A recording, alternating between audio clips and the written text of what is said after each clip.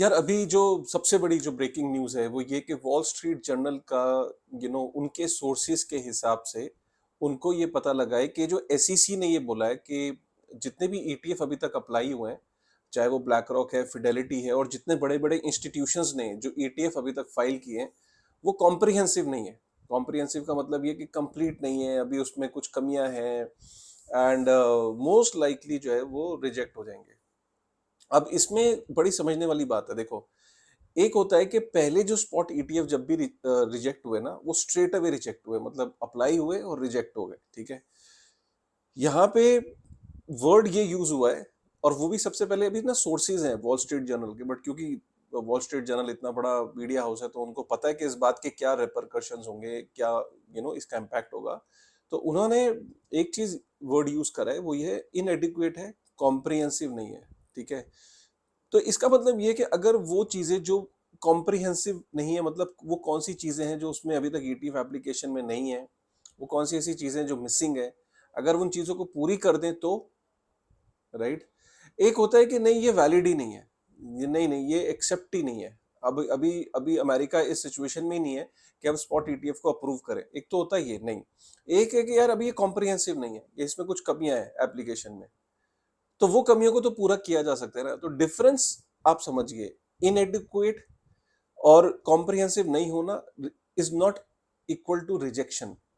Rejection होता है outright rejection, जैसे एसईसी ने जैसे 33 ईटीएफ पहले रिजेक्ट किए थे, मतलब straight away without even considering them. But अगर यहाँ पे उसने ये बोला कि कॉम्प्रिहेंसिव नहीं है, या अभी भी कुछ फाइन लाइंस मिसिंग है, तो इसका मतलब ये है कि दोबारा से एप्लीकेशन फाइल हो सकती है, वो कमियां पूरी हो सकती हैं और वो दोबारा से ईटीएफ अप्लाई हो जाएगा। यार इसको ऐसे ही समझो जैसे आप बैंक में जाते हो, कोई हाउसिंग लोन या कोई चीज अप्लाई करते हो, और वो कहते हैं ना ये डॉक्यूमेंट की कमी है, या ये चीज मिसिंग है, या ये वाला डॉक्यूमेंट ले आओ, या ये वाला प्रूफ ले आओ, या ये इनकम प्रूफ ले आओ। तो फिर वो आपकी एप्लीकेशन पहले रिजेक्ट होती है, फिर उसके बाद वो अप्रूव हो जाती है। तो मेरा यही मानना है यहाँ पे कि ये ब्लैक रॉक, फिडेलिटी, जो कि फिडेलिटी ने भी रिसेंटली, फिडेलिटी भी कूद गया इसमें, और इतने बड़े बड़े नाम है ऑलरेडी, वो ऑलरेडी ईटीएफ को अप्लाई कर रहे हैं, इतने बड़े बड़े इंस्टीट्यूशंस हैं, तो मुझे बहुत हाईली ये डाउट लगता है कि ईटीएफ एप्लीकेशन रिजेक्ट होंगी। हाँ, इसको ऐसे भी देखो कि यार एक मार्केट के अंदर ऑलरेडी एक सेंटिमेंट तो ये बनी गया ना कि ब्लैक रॉक का ईटीएफ रिजेक्ट नहीं होने वाला है। ब्लैक रॉक कितनी बड़ी कंपनी है, मैंने भी आपको बताया, और ब्लैक रॉक के एम्प्लॉयज जो हैं वो फेडरल जो गवर्नमेंट है, जो उनकी जो यूएस की जो गवर्नमेंट है, जो फेडरल रिजर्व है, उसके अंदर ब्लैक रॉक के एम्प्लॉयज कॉमन है, टॉप पोजीशंस पे।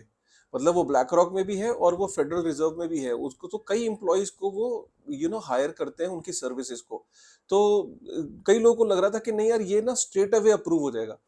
अब जनता को दिखाने के लिए भी ये स्टेप हो सकता है कि नहीं स्ट्रेट अवे एक्सेप्ट नहीं करेंगे, स्ट्रेट अवे नहीं कर देंगे कि भाई ओके, मतलब कुछ बीच में ना ये दिखाएंगे कि नहीं नहीं हमने इसको भी रिजेक्ट कर दिया, देखो दे अप्लाइड अगेन, उन्होंने हमारे अप्रीहेंशन डाउट क्लियर कर दिए, राइट, और अब हम इसको अप्रूव कर रहे हैं। तो ये दिखाने के लिए भी हो सकता है, राइट। और ये ऐसी चीज होती है जो नॉर्मल जो ऑडियंस है उसको लगता है कि नहीं नहीं ठीक देखा ना यार, एससीसी ने इनको भी रिजेक्ट किया।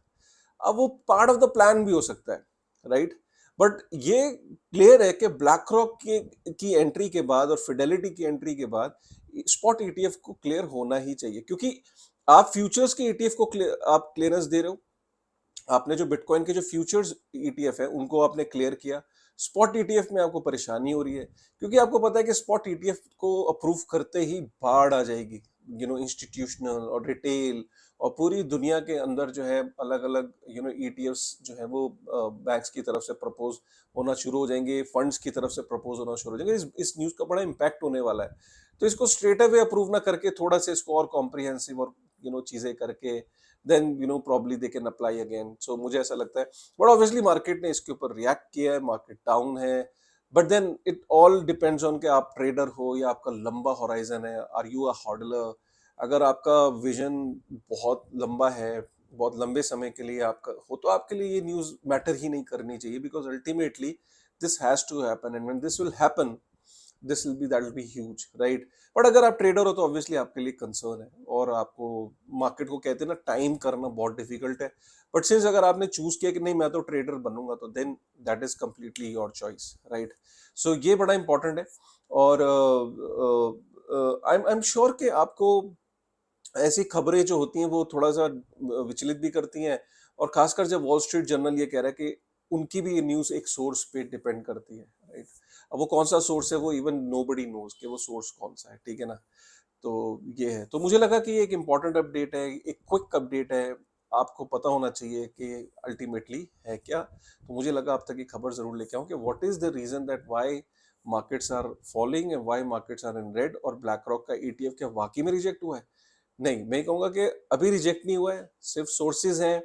फ्यूचर में क्या होगा nobody knows. Even if it gets rejected, it won't be straight away rejected. It will be like कि भाई ये चीजें तुम कंप्लीट कर दो एंड बाकी file it again, right? So inadequate is not rejection. Inadequacy means कि ये चीजें इनकम्प्लीट है, इनको पूरा कर दो एंड लेट्स अप्रूव इट, ठीक है? So let's see, only time will tell. मिलते हैं एक और वीडियो में आगे, एक और नए अपडेट के साथ, ठीक है? चलिए, with this thought, thank you very much.